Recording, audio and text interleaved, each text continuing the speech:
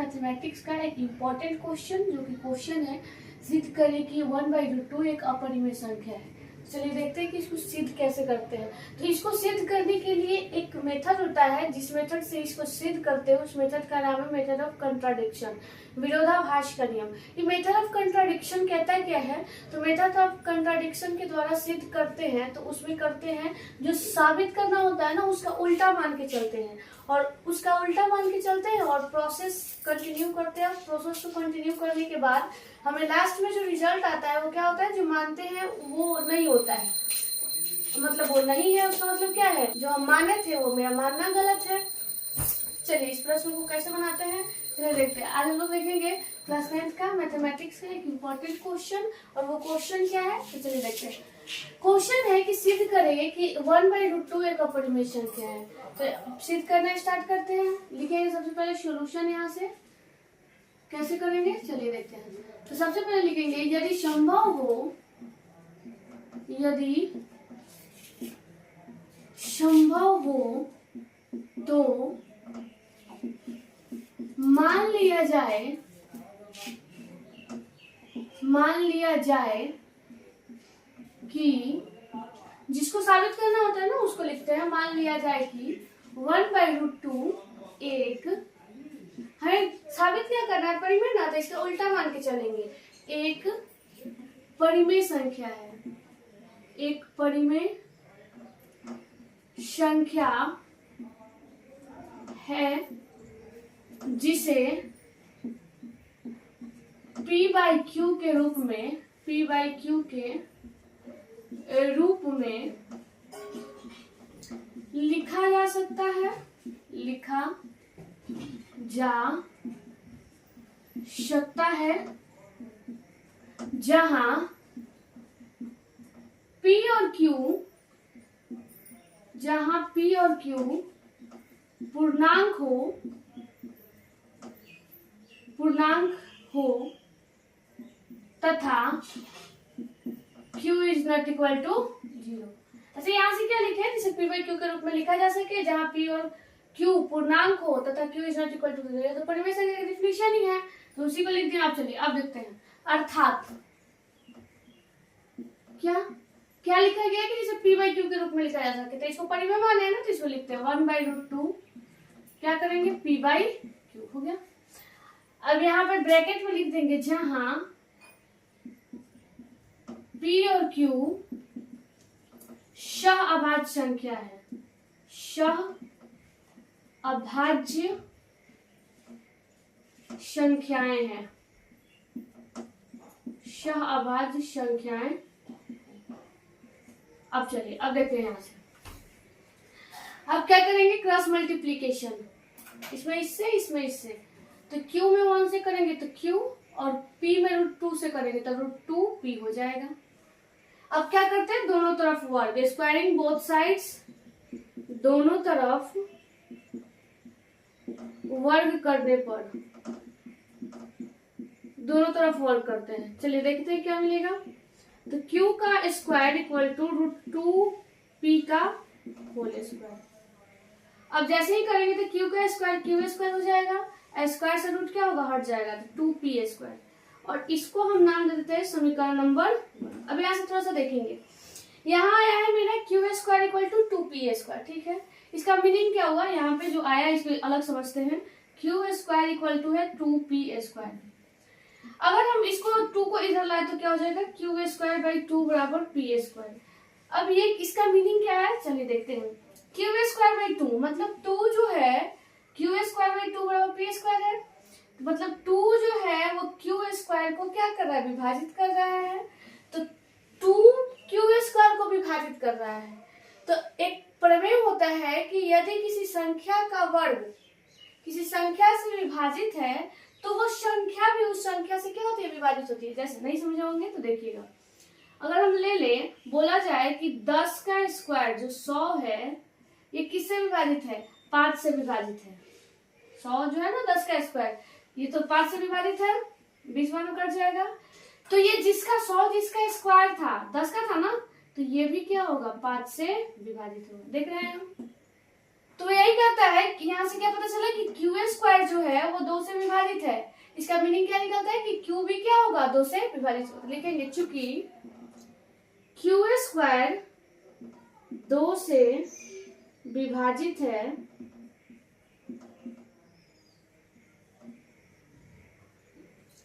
इसलिए क्यू भी 2 से विभाजित होगा। हो गया। अब चलिए, अब क्या करते हैं, इसको इरेज करते हैं यहां से।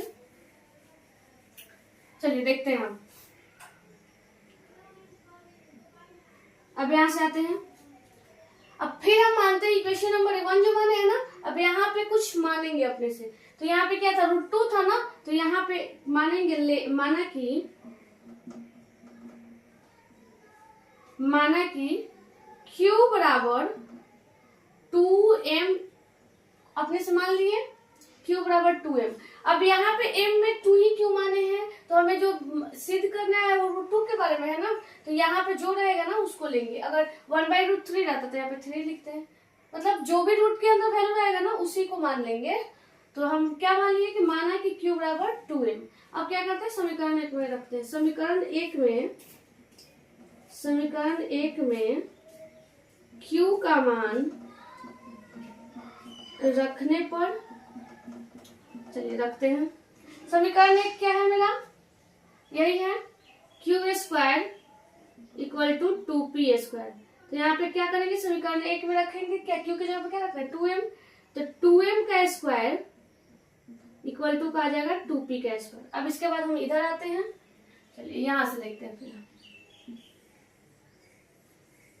यहां से आते हैं। चलिए देखते हैं यहां से क्या आया है मेरा, 2m का स्क्वायर इक्वल टू का 2p का स्क्वायर। तो यहाँ से सॉल्व करेंगे, क्या मिलेगा, 2 का स्क्वायर 4 और m का m स्क्वायर इक्वल टू का आ जाएगा 2p स्क्वायर। काटेंगे इसको तो कितना, 2 बार में कट जाएगा, तो 2m स्क्वायर बराबर क्या आ गया, p स्क्वायर। हो गया। अब देखते हैं यहाँ से 2m स्क्वायर बराबर हो गया मेरा p स्क्वायर। अब इसका मीनिंग फिर समझते हैं। तो 2m स्क्वायर बराबर है p स्क्वायर, तो यहाँ से हम लिख सकते हैं m स्क्वायर बराबर p स्क्वायर बाई 2। अब फिर इसका कहने का क्या मीनिंग है, 2 जो है वो p स्क्वायर को क्या कर रहा है, विभाजित कर रहा है। p स्क्वायर बाई 2 को सॉल्व करने के किसके बराबर हो रहा है, m स्क्वायर के बराबर। तो m स्क्वायर तो क्या होगा, कोई पूर्णांक ही होगा ना। तो पूर्णांक आगे कब आएगा, जब p स्क्वायर को 2 क्या करे, विभाजित करे। तो अभी हम लोग पीछे देखे थे कि अगर किसी संख्या का वर्ग किसी संख्या से विभाजित है तो वो संख्या भी उस संख्या से क्या होता है, विभाजित होता है। तो देख रहे कि क्या होगा, इसका मीनिंग क्या निकला कि p स्क्वायर किससे विभाजित है, 2 से विभाजित है।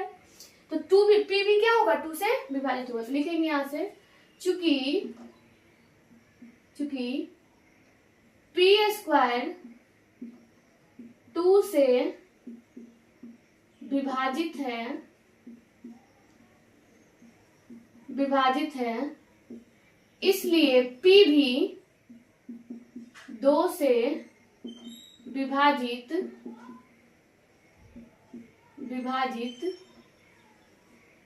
होगा। अब चलिए अब आते हैं, तो हम देखते हैं, इसको इरेज कर देते हैं। चलिए देखते हैं, यहाँ आइएगा और वहां आइएगा। देखिएगा यहाँ पे क्या बोल रहा है कि Q जो है 2 से विभाजित है, और यहाँ पे आ गया P भी 2 से विभाजित है। और हम मान के क्या चले थे कि P और Q सहवास संख्या है। तो सहवास संख्या क्या होता है, जिसके कॉमन फैक्टर क्या हो, 1 हो, जिसका HCF 1 हो, मतलब जिसमें कॉमन फैक्टर 1 हो।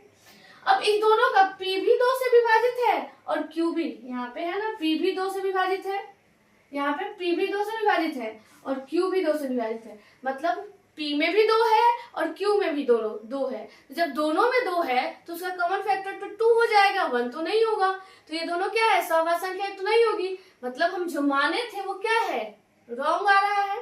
तो यहाँ से लिखेंगे, यहाँ से इसको नाम देते हैं इक्वेशन नंबर 2। अब यहाँ से लिखेंगे समीकरण 1 तथा 2 से P और Q दोनों 2 से विभाजित है,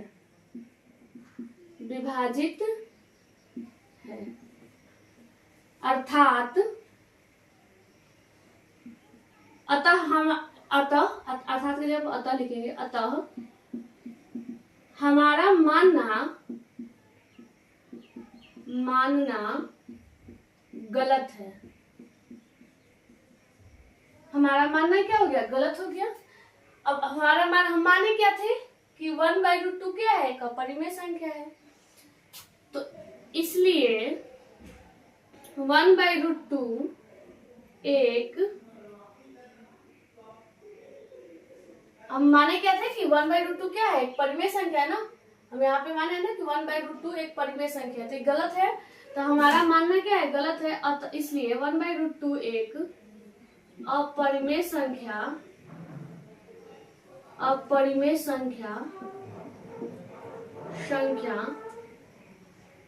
होगा या है, और यही हमारा क्या हो गया, कंप्लीट प्रूफ हो गया, प्रूव्ड दैट। तो आई थिंक ये क्वेश्चन समझ में आया होगा। तो फिर हम लोग मिलते हैं अगले क्वेश्चन के साथ, तब तक के लिए थैंक यू, बाय। फिर मिलते हैं अगले वीडियो में।